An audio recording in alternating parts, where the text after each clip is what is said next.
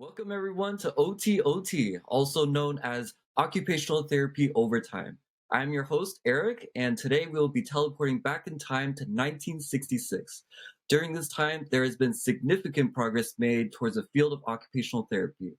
For today's show, I would like to welcome Elizabeth June Yurtsa, author of the article Authentic Occupational Therapy. Whoa, this technology is far out. What inspired you to speak on the topic Authentic Occupational Therapy? It has been brought to my attention that some people don't think of occupational therapy as a true profession. Medicare and Medicaid have recently established programs to cover occupational therapy. If OT was not a true profession, Medicare would not be reaching out to AOTA to ask questions on how OT works in order to know how to get it covered. I feel it is important to establish professionalism now versus later. Thank you so much for your answer, Elizabeth.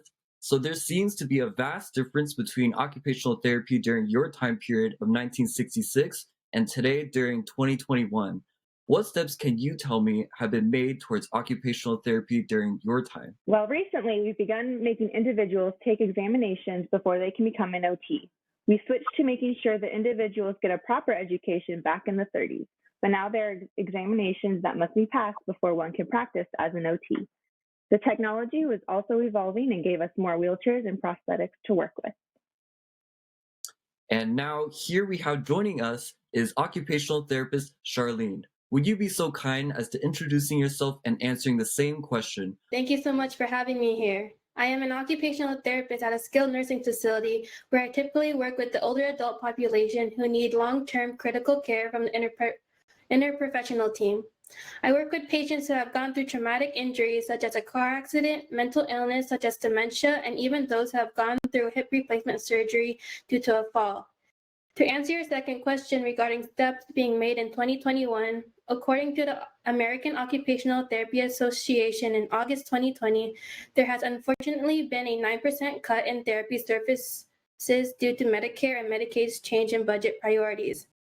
Thank you for the answers. Joining us here is our second occupational therapist, Caitlin. So now we'll move on to the profession itself. Now please, what makes occupational therapists unique and different compared to other professions? Hi, thank you for having me here.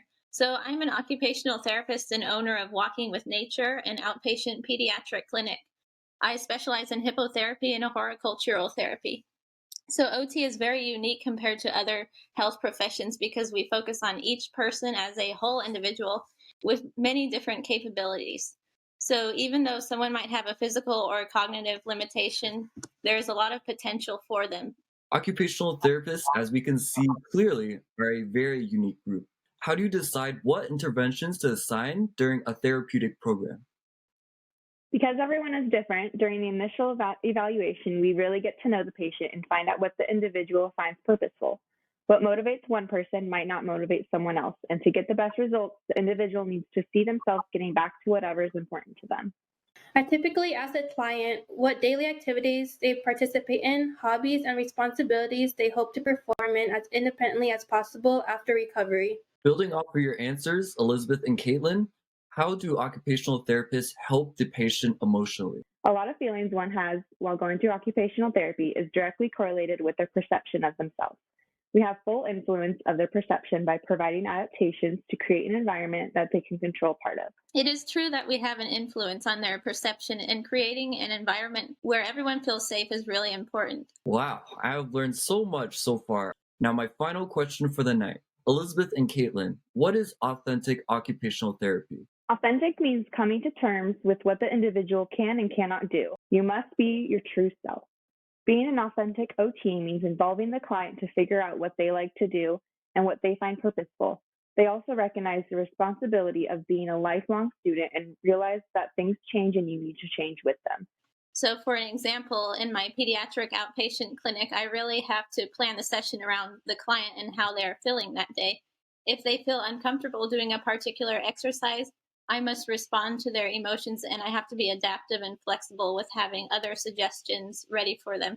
But also I'm encouraging them to do their best. That brings our show to an end, folks. I would like to personally thank Elizabeth June Yurtsa and our two occupational therapists, Caitlin and Charlene, for joining us on OTOT. My name is Eric, and come back next time for more knowledge on the wonderful field of occupational therapy.